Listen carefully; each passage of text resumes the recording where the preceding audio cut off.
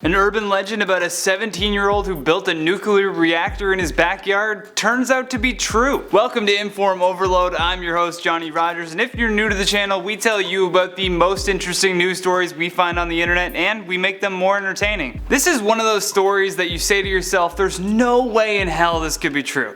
Usually urban legends are pure fiction that someone at some point just made up for no reason, but upon searching this story on the popular fact-checking website known as Snopes.com, we found out it's actually true. In 1994, a 17-year-old Eagle Scout built a nuclear reactor in his mother's backyard, which resulted in a Superfund cleanup.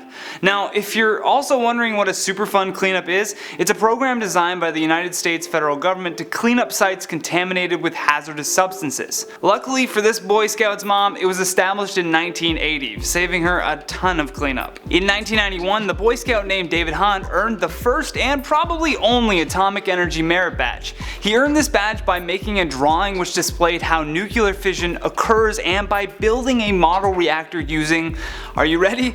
A juice can, coat hangers, soda straws, kitchen matches, and rubber bands.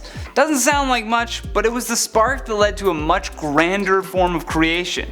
And as a kid, David was obsessed with chemistry and even came to a scout meeting with a glowing orange face because he overdosed on a chemical he was taking to test methods of artificial tanning. I mean, and that chemical was Jersey Shore. No, it wasn't.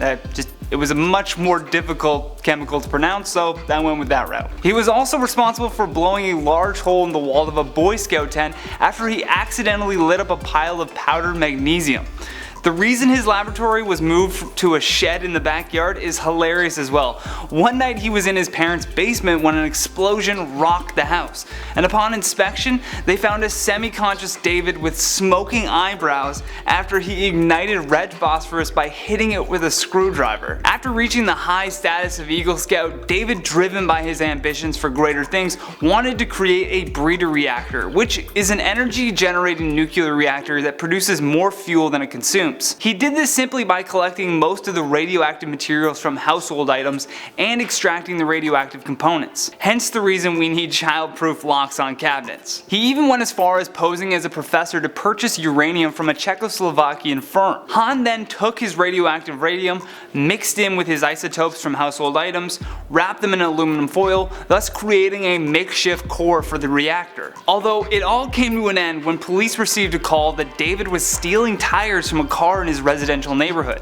When the police searched his home and his car, they found over 50 foil wrapped cubes containing a gray powder, small discs and cylindrical metal objects, lantern mantles, mercury switches, a clock face, fireworks, and assorted chemicals.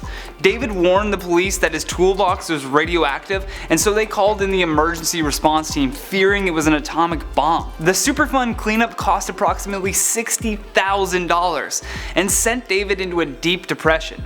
Unfortunately, this child prodigy passed away September 27, 2016 at the age of 39 due to alcohol poisoning. So kids, if you love chemistry, be inspired by this story, but learn from his mistakes. David acted with little to no regard for the dangers involved with the materials he was dealing with, and his careless actions ultimately led to his demise. Now with that, let's entertain your brain with some of your comments. The Johnny Man Gaming says, welcome to IO Potato King, Johnny from the Potato Farmer, please give me a shout out, been trying for 6 months now.